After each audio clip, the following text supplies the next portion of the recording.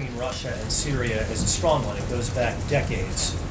President Putin has supplied personnel, he supplied military equipment to the Assad government. What makes you think that at this point he's going to pull back in his support for President Assad and for the Syrian government right now? I think a couple things. You look, we didn't use chemical weapons in World War II. You know, you had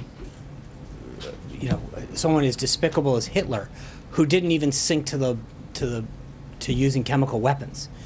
So you have to, if you're Russia, ask yourself, is this a country that you and a regime that you want to align yourself with? You have previously signed on to international agreements rightfully acknowledging that the use of chemical weapons should be out of bounds by every country. To not stand up to not only Assad, but your own word should be troubling. This is Russia put their name on the line. So it's not a question of how long that alliance has lasted, but at what point do they recognize that they are now getting on the wrong side of history in a really bad way? Quote, Hitler didn't even sink to the level of using chemical weapons.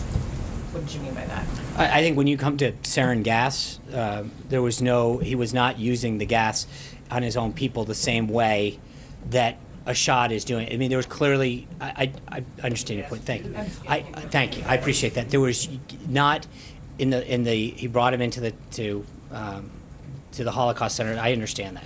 But I'm saying in the way that Assad used them, where he went into towns, dropped them down to innocent into the middle of towns, it was brought to, so the use of it, and I appreciate the clarification there. That was not the intent. Okay, so this is one of those times we're listening to this soundbite over and over to try to understand exactly what Sean Spicer meant. I've got Brian Stelter, who just sat down next to me, our senior media correspondent and host of Reliable Sources. And you know, I've heard the soundbite now 3 times, as it happened, and 2 other times. And now when he references Holocaust centers, right? What do you think he's referencing? Concentration camps? Well, that's the speculation online. You know, our own Sarah Murray was saying there was sort of a gasp in the room. Some people in the press briefing room were surprised by what Spicer was saying. And it seems like, Brooke, in this case, Spicer was trying to clarify and actually made things much worse. The second soundbite you just played, the time when he was clarifying, it's actually when he says on his own people, raising the question about whose people, and then later he says he brought them into the Holocaust. It sounds like he says center. Sounds like he's referring to concentration camps as Holocaust centers. Now, wow. Let's let him speak for himself. Sure. He's got some more clarifying to do, but I think, Brooke, even by Sean Spicer standards, this is a pretty shocking one. And as your guests were saying a few minutes ago, it seems like every day in the briefing there's something that chips away at Spicer's credibility. He has an incredibly difficult job. He's up there sweating in front of the TV cameras and lights, but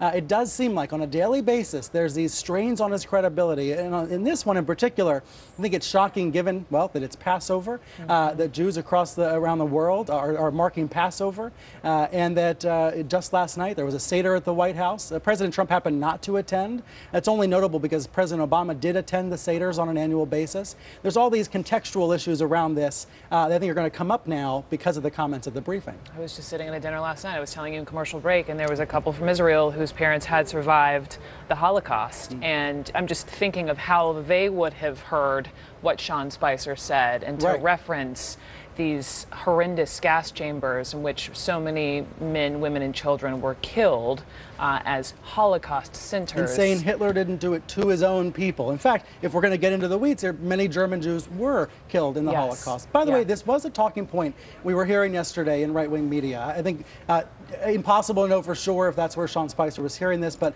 a survivor of a Syrian chemical weapons attack was on Fox News and made a comment about how he believes Assad is worse than Hitler ever was. That comment got picked up by Newsmax and by a Fox News website, made its way around the right-wing blogosphere.